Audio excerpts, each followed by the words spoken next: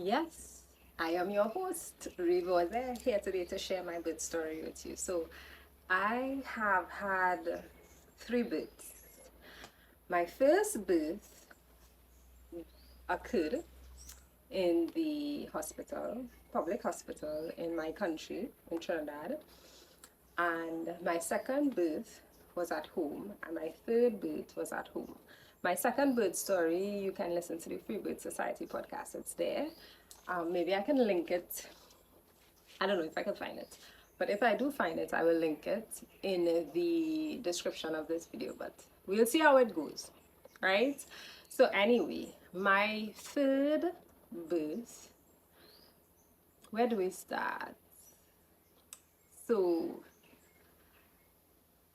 I went out, my family and I went out, and after that, a little adventure, I started feeling unwell, and I was wondering if I was pregnant. Like, I started to, because of what it was, I was like, maybe I am.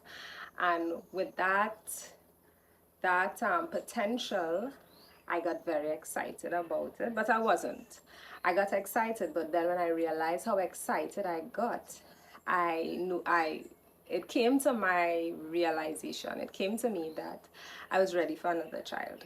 At this point, my second was probably two. Yeah, two-ish, something like that. So, and well, I'm going down in age, so I felt that it would be the ideal time and I didn't want to wait any longer. So I told my partner and we decided, okay, we're going to try and do this thing, and we do this thing and I get that thing, right? I got pregnant. Now my first, that postpartum, that not postpartum, that first trimester was so hard. I've never had a good first trimester, like that are just normal and everything just nice. Like, I've never experienced that. But this one in particular, it hit me real hard because I had high expectations. I thought that more than likely I would have a better first trimester because I made so much changes to my lifestyle and my diet. So when I realized that nope, that did not change anything, I was kind of distraught. I was I was really bothered by it, and I even considered um, having an abortion. So I had a particularly, well, regular for me, rough first trimester while still having to tend to my other children. But luckily, my partner played such a great role in the position of supporter, that position of supportive partner, that I didn't really have to worry too much about it because he took on almost all of the household duties and caring for the children, so I didn't have to worry about that. I laid in bed and I read books for the whole of my first trimester. And outside of that, I had a pretty normal pregnancy journey. I opted out of ultrasound. That I went one day to visit the health center, and it was such a long period of time. And then when I finally did see someone after sitting there for how many ever hours, they told me that this is not the branch that I need to go to. I need to go to the next one in the next area, because like, there was uncertainty of where exactly I should go. And after that, I was like, you know what, Ray, just I'm buttering. I ain't had time for this. So I disregarded that. And even in my second pregnancy, I didn't do any of the ultrasounds. I did see a midwife. I did like 2 visits or something like that. Throughout my gestation, I paid very close attention to what I was eating, so that I can try and chart my nutrition and ensure that I'm getting everything that I'm supposed to get. So I would use like there's a website where you could input what you've eaten and they give you an idea of what you might be getting out of it. So I did that, and I just try to be as intentional and as conscious as possible in what I was consuming because of what I was just stating. And I still I still felt, even though I made these choices, I still had moments of doubt where I was wondering, is the baby getting everything? Is everything all right? That kind of thing. I had those moments, and then I had one midwife visit by my mother. We have a family friend. She was with me in my first, when I gave birth the first time, and I credit her presence to the type of treatment that I received from the hospital staff, because they knew that she knew me and that kind of thing. So I wasn't treated very poorly in comparison to some stories that I've heard. So I asked her to come and give me a home visit. Just, just in case. And well, she was also willing. She told me that if I needed anything, if when I'm giving birth I need somebody to be there or anything, she would assist. So she came and she measured me, and when she measured me, she told me that the day that I told her, the date that I told her my birth would be, because I'm checking everything for myself. When she measured me, she told me that the baby is measuring small given the dates that I gave to her, right? And when she said that, she said, that doesn't mean anything. You don't have to worry or anything like that. It could just be, position of the baby thing. But she said, even though the baby is measuring small, my stomach, it was still a good size, and it didn't seem like the baby was like overly small or anything like that. But with that interaction, I started to wonder if I was wrong with my analysis and my counting of the days, that I was wrong. Perhaps the baby was younger than I was anticipating, or younger than I was assuming, right? So with that information, I say, okay, maybe I was wrong and the baby is going to come later than I expect. And I made a joke throughout that time, and I told my mother, that the baby is going to come at night, because I wanted a night birth. Because I had one like early morning, I had one like evening time, afternoon time, and I was like, I want to know what it would be like to birth in the night, like have a nighttime experience. And I told her that the baby will be born on the 8th of October, because that's the day my brother's birthday is the 5th of October. So I was like, it would be nice if she's also born around that time. And I made all of these, I told them it would be a girl, and I made all of these predictions that it was kind of a loosely made prediction, but yeah, I just said those things and then I went about my business, right? So I didn't know what I was going to have or anything like that, but I was very stoked about just waiting and seeing what life brought for me. And on that, it was on a Friday, my partner had to make a delivery, but the night before I was starting to get little pains that I assume was Braxton Hicks, right? So I didn't think much about it. I didn't sleep very well the night before because of the feelings that I was experiencing at that time. And when I woke up the morning, my partner said, okay, I have to make a delivery, because we work for ourselves. We're self-employed, so we do all parts of the process ourselves. And I wasn't very forthcoming with what I was experiencing in terms of the pain and that kind of thing, but I just told him, you know what, yeah, go ahead. I told him, yeah, feeling a little something, but go ahead, everything will be all right. Now, because I questioned myself, when the midwife came and checked the size of my belly, because I questioned myself, I stopped preparing for the child early in October, and I was thinking, okay, maybe it's later in October based on what they were telling me. She was telling me. So I had nothing planned at that point. Like, nothing prepared. I had nothing prepared at that point. I didn't have any baby clothes washed. I had things that I ordered that I was expecting to come later on in the month and that kind of thing. So I was out. I was just there, winging things. And this day now, I seeming like I'm on the verge, right? And my partner is not home. I'm home with the two other children, sorting things out, making sure everybody is, everybody is good. And I'm having these contractions. So I told my partner, okay, get these things for me. I need you to get some towels, this, that, and the other, right? Because I ain't had nothing prepared. And I decided to lay down and slow it down so that I can give my partner time to get home, right? So I know and this is from experience, I know that if I stand and I surrender and that kind of thing, that it would make the process, it would speed up the process. But I didn't want to speed up the process at this point. I wanted to slow it down because I didn't want to give birth and my partner isn't at home.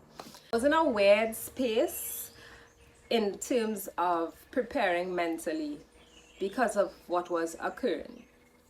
Now my partner gets home, he say he had to come down the shoulder, he do this, it's a traffic on the highway, because he in Port of Spain, I'm in Princeton, which is like a 2-hour away, could be more depending on what's happening on the highway. So my partner gets home in the afternoon time, and I'm like, okay, let's get this ball rolling, right? Yeah, I slowed the progression very well, and things at nighttime things were still kind of moving slowly, but I was having regular contractions. I wasn't checking it, but I was just going off of my feeling, like what I'm feeling, to know, okay, how quickly it's coming, how often, that kind of thing. And yeah, I went about my day like normal. The nighttime came. I always self-pleasure during early labor, for lack of a better term. So I always self-pleasure because it helps to progress things in that birthing period or in the laboring period, right? Children going off to bed. I'm tired at this point because even before we get like into the heavy, serious, hardcore parts of it, I was already tired because the night before I didn't sleep well, and then all day caring for my children, doing things and laboring, early stages, and trying to hold everything together. So by the time nighttime came, I'm just like, I'm tired.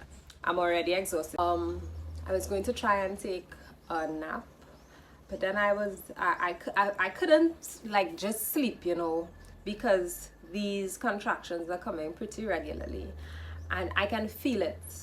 I can feel it coming for me like a wave. You see the wave in the ocean, you see it coming from far off in the distance, and it's not loud. You're just seeing it rising, coming towards you, and then it crashes on the shore. That's how the whole that experience of contracting felt to me. Like I can feel this distant something building until it got to a crescendo. That's how it was for me. And I said, okay, forget the sleep thing, we're going to get this thing done. And I got up and I started to walk around and squat and but just leaning to the sensations that I was having. And I got to the point where I started to question myself because, and this was a major thing for me in hindsight. So prior to giving birth, I was listening to Free Birth Society's podcast, and this is where things could get. When you listen to other people's stories, sometimes it could be dangerous. So I was listening to the podcast, and they were talking so much about, also Ellen Fisher, talking so much about pain-free birth, and you're not supposed to be having pain, and it's, you know, it was so orgasmic, and this, that, and the other, and it's a mind thing, and this, that. So the fact that it wasn't feeling like pleasure to me, and it was very much painful, I started to question myself and say, wait, so you can't do this? You're doing it wrong. Why are you doing it wrong, Ray? Like, come on, get yourself together. And that feeling of doing it wrong started to work against me in the birth chamber, because I was questioning myself. Unnecessarily, of course. But at the point in time, I just wanted to not feel pain, because women were saying that you're not supposed to feel pain, and if you're feeling pain, then you need to do more mental work, mind work, that kind of thing. So that kind of took away some of the experience for me, because I was so set on having a pain-free birth, and I was so disappointed in myself that I was still feeling pain, or what I perceived as pain. I'm laboring, my partner is there, sometimes I'm going to him, sometimes I'm by myself, and he's even when I started to talk about I'm doing it wrong and I'm not doing it good, I'm not doing it good, I should be better than this, he was the one there to be like, Jel, you're doing so good, you're doing so good, come on, like, you can do this, you're not doing anything wrong. So he was the one there as a voice of reason to kind of hold me by my bootstraps and like, come on, Ray, come on. So I was grateful for that. Not in the moment though. In the moment I was like, bitch, just leave me alone. No, I wasn't like that, but I was annoyed at points with him for being so supportive. So after 4, I finally squatted in my living room, and I birthed my baby with my partner. My partner caught her, and well, we didn't know it was a her until, right? But when he caught the baby, we realized it's a girl, and we were like overjoyed and like, oh my gosh, and I did it. Most of the time I labored naked, no clothes, on all 4s. I used the bathroom a lot, and that is something that I want to encourage mothers to do. Stay hydrated and use the bathroom. Don't hold your pee and them kind of thing. You need to release whatever you need to release so that this area is clear, right?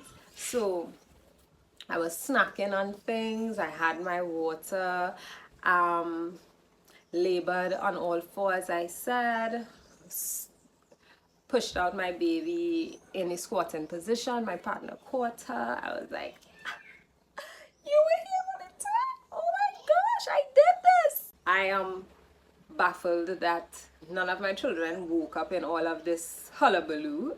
Everybody's still sleeping. My baby cried immediately. Like, I didn't have anything to worry about with my baby. She just seemed perfect. And then we waited for my placenta, for me to birth my placenta. And the last time when I gave birth, my second birth, I birthed my placenta in like 10 minutes after birthing the baby. So an hour passed, nothing. And at that point, I was really exhausted. I was exhausted, and I just wanted to lay in my bed with my baby and relax after all this time. Like, the actual labor, the actual birth process wasn't that long, but stalling the birth, caring for my children, lack of sleep, all of that, I was tired. And after an hour, we started to try and do different things to see if I can coax the placenta out without hurting myself. An hour passes, 2 hour passes, nothing. I'm still in this position because I can't really, I'm feeling like I don't have as much mobility because the placenta is still inside of me, still attached to the baby. And I am uncertain what to do. I tried steaming, what else? Squatting and, you know, trying to push it out, but none of that wasn't working.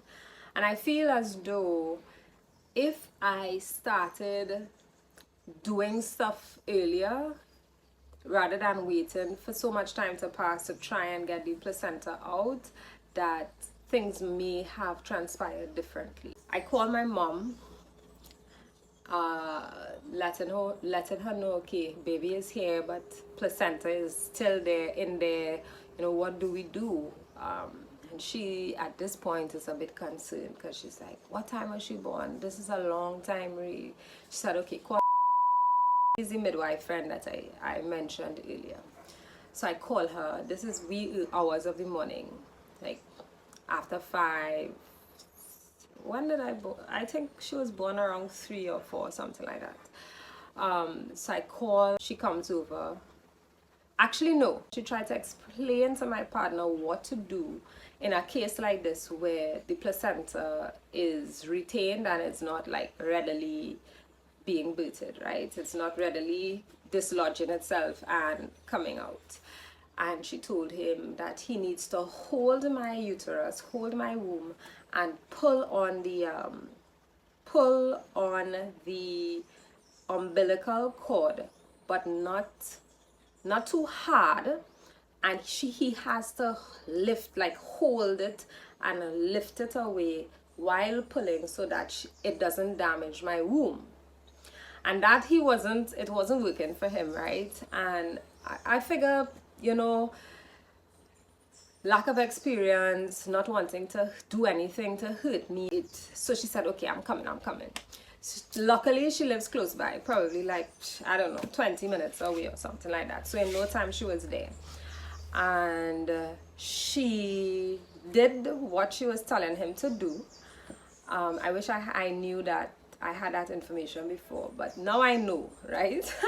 So she did whatever, and she was able to pull out the placenta, and I was like, oh my gosh, oh joy, I'm so happy now. I could really move on, because it felt as though birth was still, like the birth process hadn't ceased. It didn't come to an end because I was still waiting for this last thing to happen. And when she did that, she checked me and she said, oh, you have a real bad, you rip real bad here. It's like, really? She said, yeah, it's real bad. Come, Chris, come and see this. Come and see this. Come and see how bad it is. Now, we in the dark. Chris just seeing blood. Because it was early hours of the morning, right? She said, real bad. I recommend that you go to the health center and you get it stitched. I said, you sure? I don't really want to do this. She said, if you go to the health center, you could go to the one right in Princestown in your area there, go there, and you don't need to take the baby with you. You just go by yourself. I said, okay. She left. She said, okay, stay in contact with me. Let me know what's going on. Ting, ting, ting, right? I said, Chris, I don't really, do I really need to do this? I don't really feel like I need to do this. I don't really feel like I should do this. I don't want to go anywhere. I want to stay home. He said, but she said real bad, Ray. You know, what if something happens to you? Like, what if it doesn't heal well? Like, you know, she said real bad. I say, okay, but I feel my intuition is telling me not to worry about it. And he said, you think we should really go on that? Like, I'm just so worried. He called his stepfather, who is a doctor, and the stepfather told him, take her, because if she does not heal properly, she can have painful periods for the rest of her life. And you know, he's telling me these things and I'm still feeling like, I don't feel, because I gave birth before, I didn't know if I rip or not, I just took care of myself, and I was like, why can't I do the same thing this time? If she wasn't here to do that, I would have continued about my business, like, you know, and just took care of myself accordingly. But he was so concerned about me, and he was so afraid that it will be worse if we don't go. So I got myself organized. I didn't have no clothes. I didn't have no clean clothes for the child in her size. I was in a mess. Absolute utter mess. But I had like bigger clothes from my previous children that I just put her in a baggie something, and we took her down. We got all the children ready. My son was there early in the morning when the woman came. My son was there witnessing her removing the umbilical, the placenta. And I was pleased about that he was able to witness it, because he was just so mature about it. He was like, "Ew, what's going on here?" Like he was just a trooper. So we gathered everybody. I just threw on some clothes. I took a quick shower, threw on some clothes, jump in the car, drive down the road.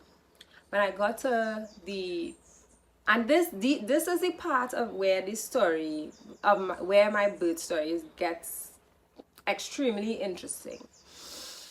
So we went to the health center. When I got there, left the baby in the car, walk into the health center, talk to them, tell them, okay, I just gave birth. They was like, you just gave birth? You sure? What time? I was like, around whatever time it was, right? She said, well, they don't do those things here anymore. You can't get stitched here. They don't do that anymore. They don't have the equipment. I have to go to San Fernando Hospital. I say, okay. When I was finished, I visited my mother. I drove because she's also in close proximity. So I visited her. She's like, wow, you're so strong. Look at you, look at you. You know, like she can't believe that I just gave birth and I was just like functioning so like efficiently. I called the midwife. I told her what they said to go to San Fernando. I was like, I don't want to go down there. No, she's like, here's what, Ray. Go to she knows someone there. She will talk to that person and let them come down and deal with me and take me straight in to the doctor. Just, she said, you don't have to be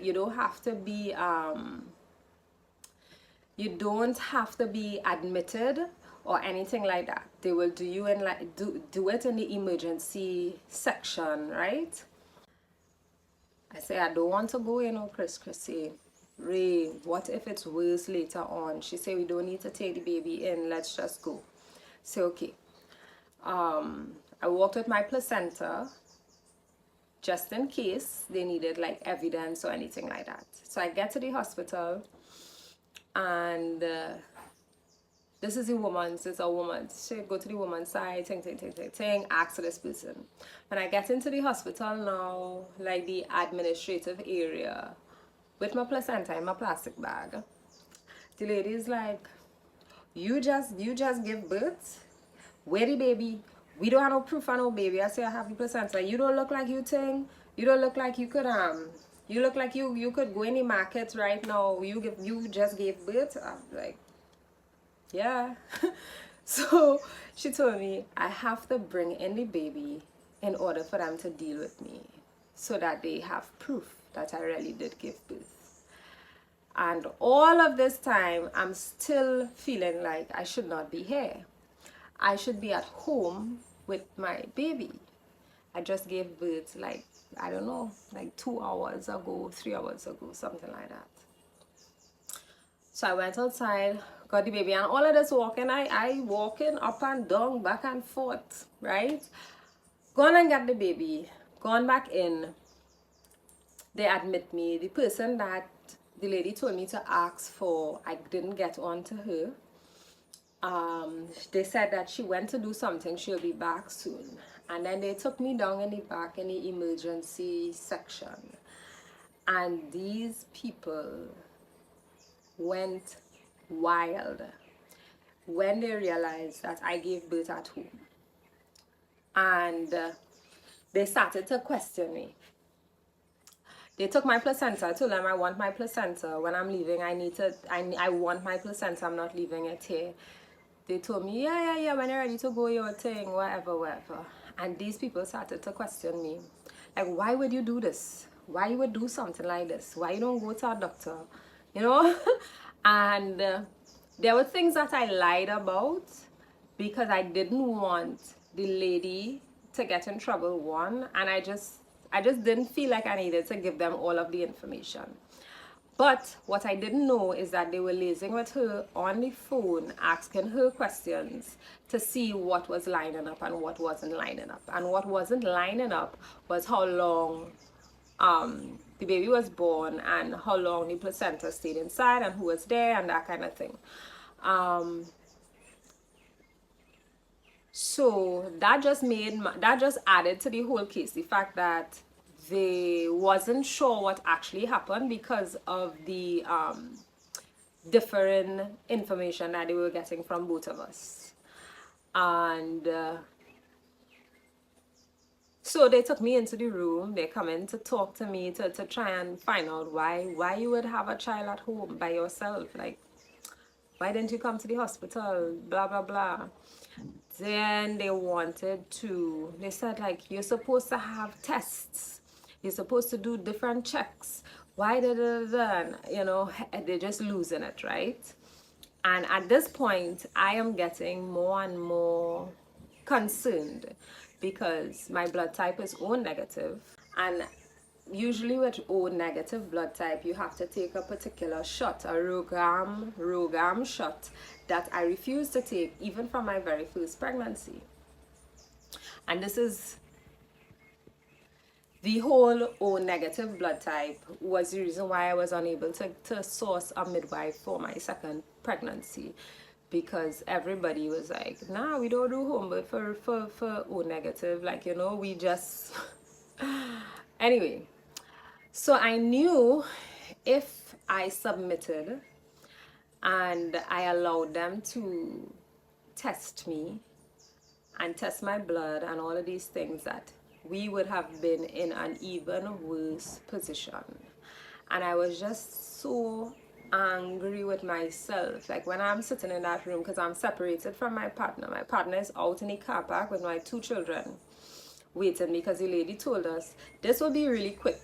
You just go in, you tell them this, they will stitch you up and they will send you back out, right? It's going to be a fast something. But it turned out that it was nothing like how she expressed that it would be. So I am in utter regret and absolutely angry with myself that I didn't just trust my intuition, because I knew, for like the whole time I was like, I don't want to do this, I don't think I need to do this, why? But I still went along to ease my partner's fears, because he was so scared for me that I gave in for that reason. So they kept bringing in different people to talk to me. They told me, you have to stop breastfeeding your baby because we need to test you. I was like, you could stop me?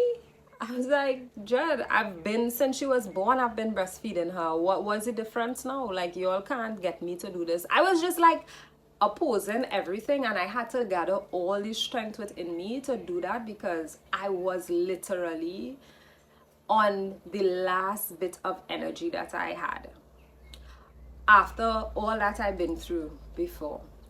And we had all of this back and forth.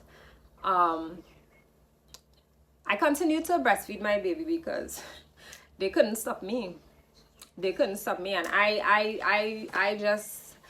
got to the point that I was ready. At that point, I was ready to fight tooth and nail. Like, I was ready to fight them on whatever. And they wanted to test my baby, inject my baby, weigh my baby. They were telling me that you know, she's maybe something is going on because she's so cold. I say, oh yeah, she's just born. You all have her naked in this on this thing out in the, obviously she's cold and she's shivering and her temperature is reading whatever. It's not that something is wrong with her, it's the conditions that you all have her under. And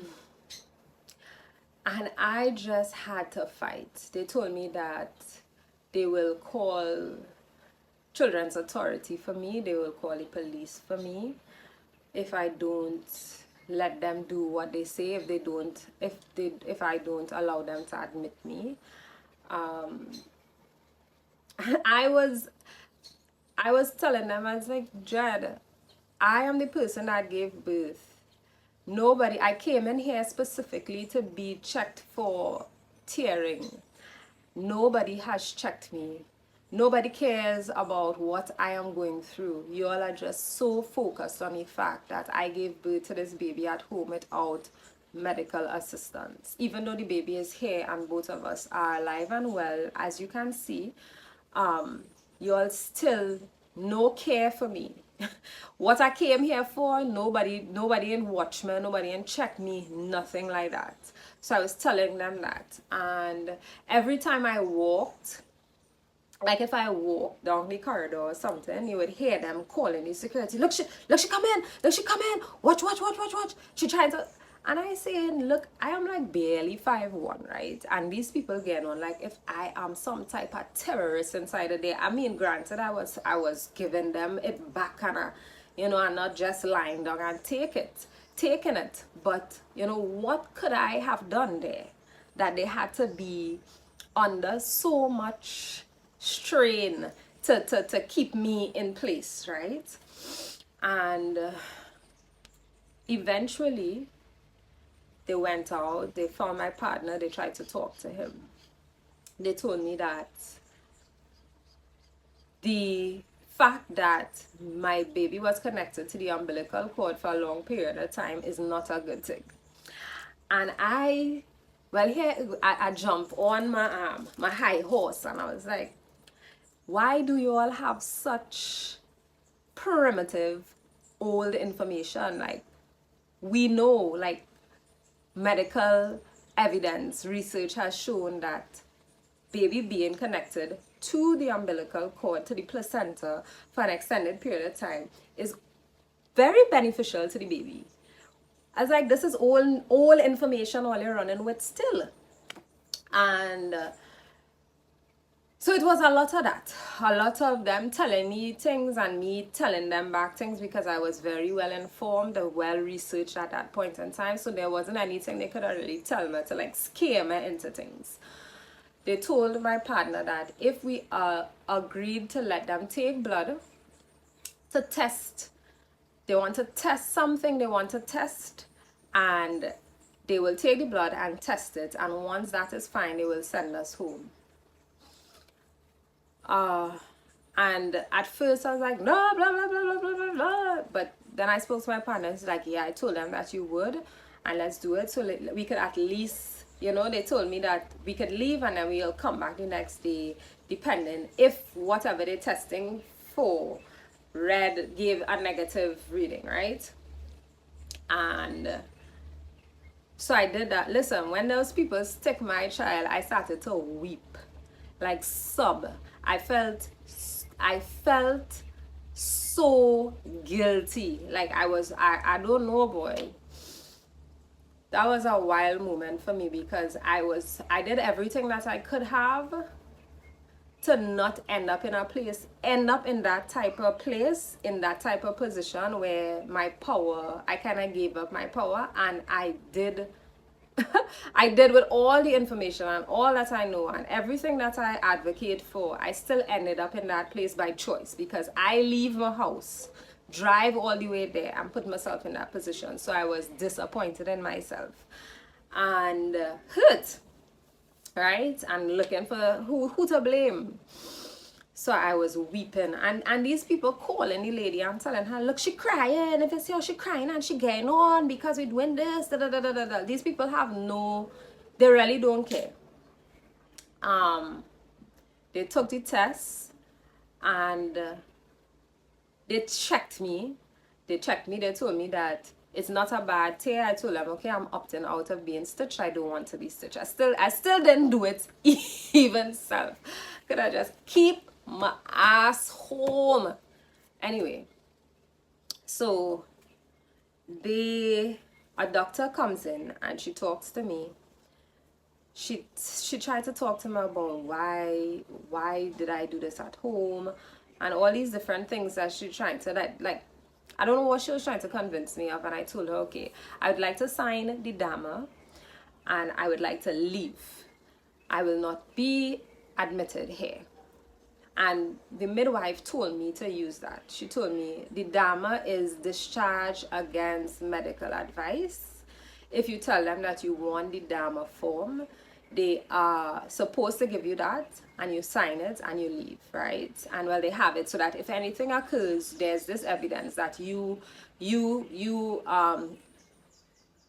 were discharged on your own grounds, like against their advice. So I told them I want the DAMA, I want to sign the DAMA, and I want to leave.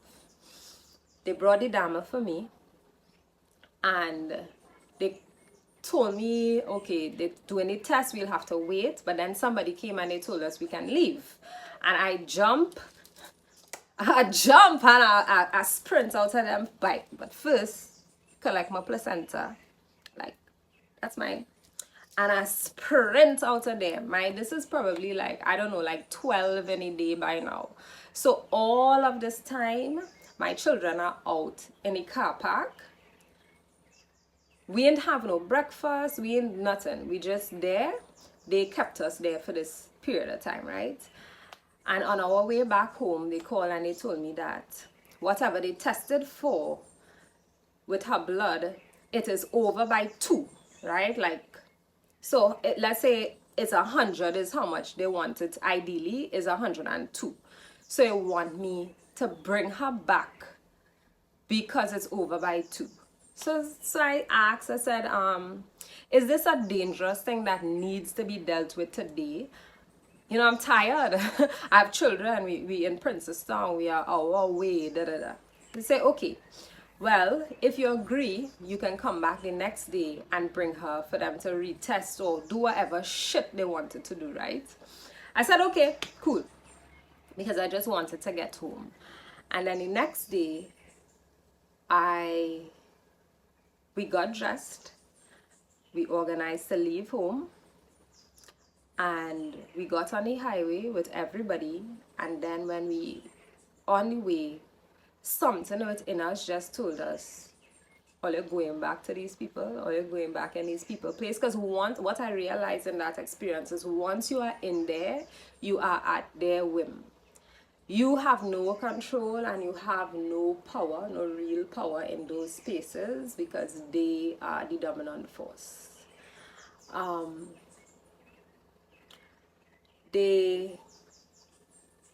So we didn't go. We did not go, and we went back home and I continued to nest. Because I told them that on Monday I would be taking my baby to see a doctor, a private doctor, to do all of the checks that are required. Because that's what I did with my last baby. I aborted her at home, but then I took her to a private doctor, a private pediatrician, I pay my money, right? And they checked the baby and everything was fine. And I told them that I'm going to do the same thing because I'm not an irresponsible person. I just want to exercise my right to vote as I see fit. And I had to quote the act, the Children's Act and different things because I had all of this information on lock because I needed to always have. I need to have these things to back me up because of the choices that I made. So we didn't go, and the midwife called me and she told me that somebody who she worked with called her and told her, is Ray, was that the person that you think, okay, they're going to call the police for her, the Princeton police station, to tell them that I don't know what they was going to tell them, but they were discussing that they were going to call the police because I thought that they would just let it go, right? But it didn't. they were going to call the police, and the midwife had to let them know, like talk to them and let them know, okay, they were on their way, but something, no, we called them. Like, we called them and we told them that we had, like, we told them we had like problems with the car or something like that, and we would come another day, but we knew we weren't going to go another day.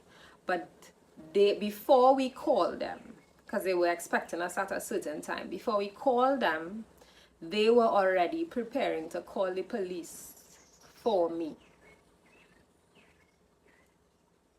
Yeah. And the Monday I went, I saw the doctor, everything was fine with my baby. She gave me a letter to send to them and to give to them. I talked to her, I told her, and it's the same one that I saw with my second baby, so we were familiar with each other. She set me up so that if I needed to give them any evidence or anything like that, she gave me a letter that I can give to them and to make the process a little easier. And I was so grateful, and I never went back to the hospital. Like, I didn't go back to them to talk to them to find out anything. Like, I just let that go, and I was very happy to let that go, and I took care of myself as best as I could. I did my steams, my hot plum steams regularly. I drank my golden milk, all, you know, all the old wives' tales, all the things that traditionally you would hear women would use in the Caribbean after giving birth. I did those things because it's what I always did, and I feel as though I healed up pretty normally, pretty normal, you know. I feel like my normal self. My postpartum was a bit here and there, in comparison to my second, where my postpartum was like just absolutely amazing. My postpartum was here and there because I was also stuck in that same frame of mind that, okay, these women saying that postpartum you shouldn't do anything, you should just lay around and your partner should take care of you, and this is the best way, this is the best way, the most ideal way for a mother to function in postpartum. And my partner, because we work for ourselves, my partner had to still go out there and make money and do different things to make sure that we are set. And in those times, well, now I have to do a little bit more, and that bothered me for a while, because my postpartum wasn't looking in this way that these people said that it should look. So that whole birth experience it taught me something. It was a lesson, and coming out of that, I realized that I can't really look at anybody else's experience. I can't look at anybody else's experience or listen to what other people say. Like, I can take things, but I have to know what I need to let go and what I need to take. Like, I always have to have discernment in all of it, in all walks of my life, all areas of life. I need to have a certain degree of discernment, and also to never not trust my intuition, because if I stayed true to what I was feeling inside of me, I would not have even ended up in a position like that. To have that my like a little bit of hours after giving birth, that I'm in a position where I need to fight and war with people and stand up for myself. But I still, so the experience made me feel like, okay, why didn't you listen to your intuition? But it also made me see my strength as a woman, because they were telling the lady who worked with them, that the midwife, they were telling her that she just, like, she walking strong, she looking normal, she didn't look like she make no baby. Like, we didn't even think that she actually made a baby so soon. Like, when she was saying she made the baby, we didn't believe her because of how she carried herself. And that made me feel good too, because I'm like, yeah, I'm strong. I know that I have this strength within me that I carry with me, And I should be proud of that, but I was not proud about not trusting my intuition and ending up in that position. So